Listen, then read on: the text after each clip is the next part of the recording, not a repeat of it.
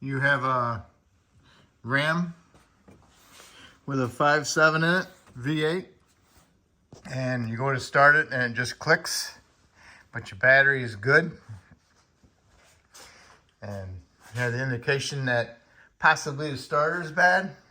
Get yourself a light, go inside the driver's wheel well, stick the light in there, and also you'll need a solid rod or a nice 1/2 inch extension.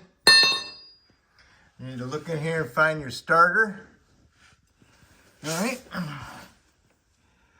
And the starter's right inside here. And you're gonna follow my rod. And right there's the starter. Okay. Here's the wire harness for it. The solenoid is on top. Can't get to it because of the shield right there. What you want to do is tap on the motor assembly itself. You know, give it a couple good wraps like that to jar it.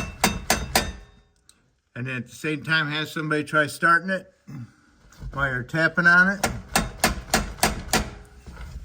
And it should start. If the starter is really bad and wore out, it won't work. But if you're just getting this click when you go to push the button, and most likely this will help you out to get it started, and then you can drive it to where you need to go and get it fixed or to bring it home, okay? So, but that's where the starter's at right there.